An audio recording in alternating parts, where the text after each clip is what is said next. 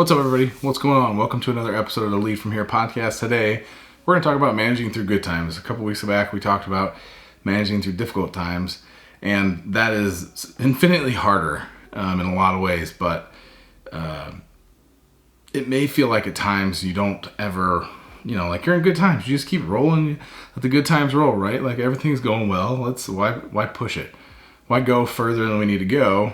But at the end of the day, if you've been in business long enough, if you've been in a company long enough, you'll understand that it's very business. It's just generally, it ebbs and it flows. When the good times are good, they're good. When the good times are bad, they're bad. And it sounds really like overly simplistic, but that's really the reality.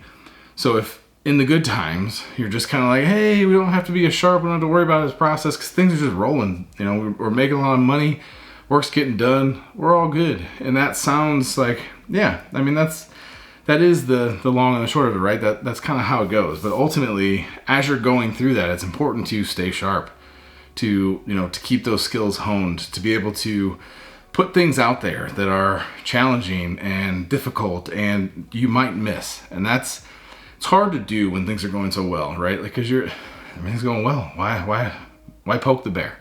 Like, we know another cycle's coming, or there's odds are something's coming at some point. You'll hit a low point, you'll hit a pandemic, or you'll hit a market downturn. All those opportunities are out there at any time. So it's important to understand that if the down's coming, yeah, sure, enjoy the good times. Celebrate. You should always celebrate. Good times, bad times. If you do something great, celebrate.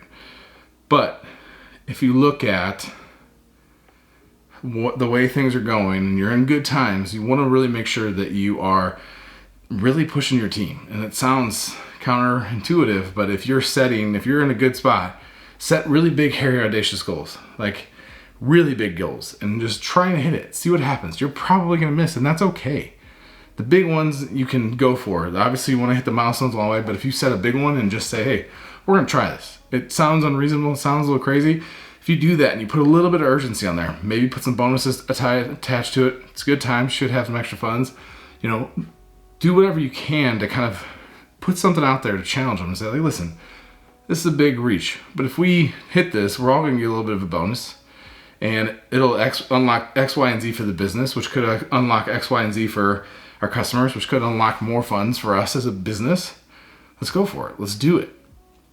Obviously, there's a lot of pieces that need to happen for that to happen. Like, you gotta get HR involved in finance and make sure that everybody's approved on giving those bonuses before you start talking about bonuses. But ultimately, it's a good way to keep them sharp, because it's really important to keep that in your sights ahead. Because if you do that, it's really important to kind of keep that in your head as you're kind of going through the good times. Because ultimately, if you can do that, and you can keep setting those big goals and reaching, when you hit that next downturn, it doesn't feel as bad because you've already done that. Maybe you knocked out a bunch of work that you wouldn't have normally done, and now things are better. You've got better tooling.